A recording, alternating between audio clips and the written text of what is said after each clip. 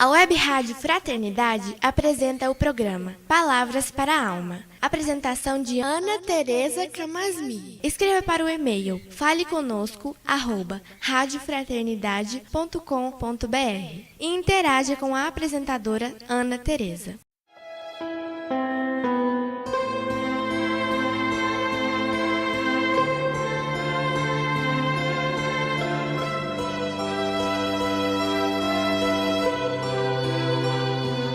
Olá, amigos da Web Rádio Fraternidade. Aqui é Ana Tereza Camasmi e é com muita alegria que inicio mais um encontro aqui no nosso programa Palavras para a Alma. Hoje vamos conversar sobre o julgamento, que é algo tão comum em nossos relacionamentos com os outros, tanto quanto conosco mesmos. Quando Jesus nos diz, não julgueis para não serdes julgados, isso está em Mateus, capítulo 7, versículo 1. Ele se refere ao cuidado que precisamos ter com o impulso de julgar, pois este impulso abre portas de mão dupla. Seríamos nós isentos da possibilidade de sermos julgados por alguém? E mesmo que não fôssemos, diante do julgamento, teríamos nós a certeza de que nenhuma falha reside em nossas almas? Pois aquilo que para o outro é reprovável, para nós pode não ser, e vice-versa. Ou seja, por mais bem intencionados que sejamos, existe sempre a possibilidade de alguém não considerar nossa ação da mesma maneira que nós. E mais, Jesus alerta para o fato de que a medida do julgamento que utilizarmos será a mesma medida que retorna para o nosso campo de ação. E estas palavras de Jesus não são ameaças, embora possam sugerir isso. É que esse chamado se refere à lei da reciprocidade que rege as nossas vidas, e principalmente das consequências difíceis que decorrem de nossos atos irrefletidos. Refere-se à nossa ilusão de invulnerabilidade que adquirimos quando nos consideramos detentores da verdade. É quando nos fixamos em determinadas perspectivas como se fossem únicas e, consequentemente, quando as tomamos como sendo de valor absoluto e universal. Julgamento é assunto de nossas almas, porque muitas vezes nos impedimos de dar um passo novo em nossas vidas porque temos medo do julgamento alheio. Outras vezes, o nosso julgamento próprio é tão rígido que nem nos permitirmos ser aprendizes em nossas vidas, esperando de nós mesmos só agir quando não houver a possibilidade de errar, como se pudéssemos já termos nascido prontos. Em outros instantes, somos nós os juízes dos outros, em que acusamos todos aqueles que não se comportam conforme os nossos critérios. Então, olhando para o que há em comum nessas circunstâncias de julgamento que eu citei, podemos perceber que está presente em todas elas a necessidade de atender expectativas nossas, sejam elas expectativas próprias ou advindas dos outros. E quanto mais a realidade se mostra adversa a estas expectativas, maior e mais intenso se torna nosso julgamento. Quanto mais os acontecimentos vão evidenciando a distância entre as expectativas e o que é possível ser ou fazer por si ou pelos outros, mais críticos e enrijecidos nos critérios avaliativos nos tornamos. Mas de onde será que vem tanta expectativa assim para sermos esses juízes tão duros? De onde surge essa imensa vontade de receber mais, que não se satisfaz com o possível de si, nem com o possível do outro? Segundo Joana de Ângeles, no capítulo 5 do livro Em Busca da Verdade, isso decorre dos anseios da nossa criança interior. Anseios estes não atendidos como gostaríamos que fossem pela nossa família de origem. Joana explicita que mesmo quando estamos adultos nesta encarnação, trazemos guardados em nossos corações expectativas afetivas antigas, seja desta infância ou de experiências anteriores. Somos espíritos em processo de crescimento, ou seja, nada em nossas almas já se encontra completo nem inteiro, onde nada necessitaria de ajustes. Todos nós ainda temos muito para cuidar, para rever, para modificar. Porém, como as necessidades não atendidas continuam presentes, nós podemos ainda desejar que os outros venham cuidar delas em nosso lugar, como se ainda fôssemos crianças.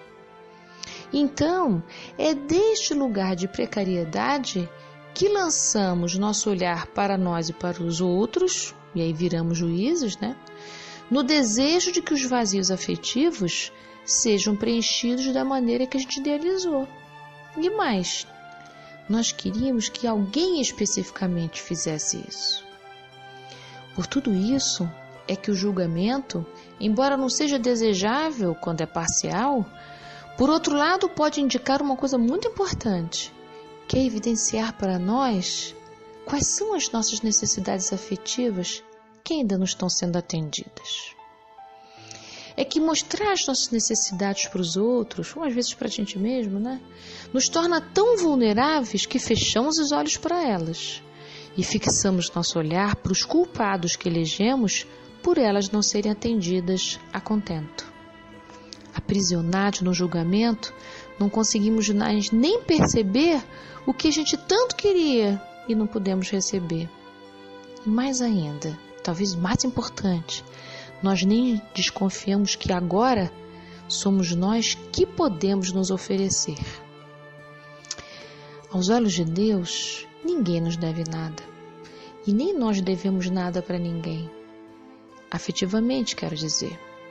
Cada um de nós, espíritos em crescimento contínuo que somos, colabora com o desenvolvimento do outro ao mesmo tempo em que se desenvolve. Isto se dá numa rede solidária afetiva, em que todos fazem o seu possível, e o julgamento desta medida é da esfera divina. Manter-se juiz nas relações, seja consigo, seja com os outros, é escolher abster-se de agir e refugiar-se na precariedade alheia, como se precários não fôssemos.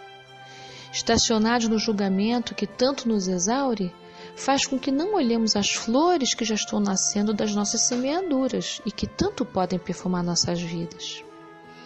Abrir mão das cobranças é libertar nossas almas para o futuro. O passado, então, precisa ser visto como raízes que sustentam nossas ações presentes e futuras, jamais como espaço de julgamento que gera lamentação.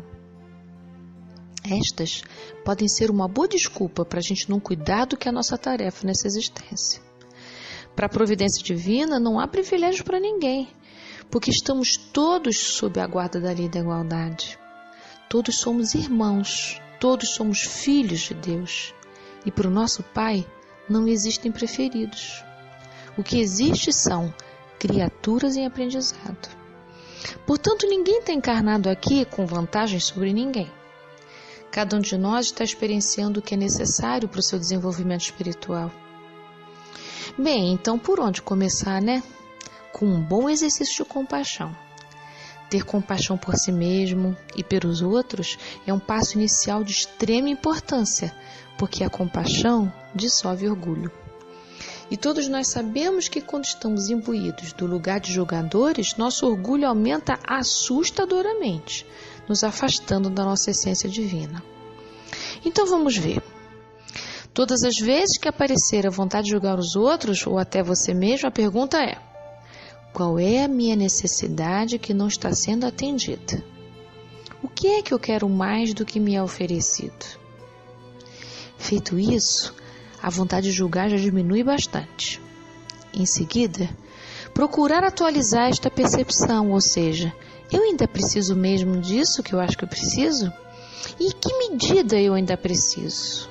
Muito, pouco, mais ou menos, todo dia, toda hora, enfim. E por último, o que é que eu posso fazer por mim para cuidar desta necessidade que eu percebo que ainda está me faltando? Há alguém que eu posso pedir ajuda para me ajudar a cuidar disso? Se pudermos exercitar isto quando a vontade de julgar surgir, vamos descobrir algo simples, mas muito especial. Tudo o que mais queremos nessa vida é somente amar e sermos amados. Simples assim. Então, basta fixar nosso olhar nos olhos límpidos de Jesus e lembrar que há nele uma profunda compaixão pelas nossas pequenezas, como também há uma fé incrível na nossa grandeza, pois ele afirmou com muita propriedade: vós podeis fazer isto e muito mais. Então, amigos, que todas as nossas necessidades agora possam ser cuidadas por cada um de nós. Boa semana e até a nossa próxima conversa, semana que vem.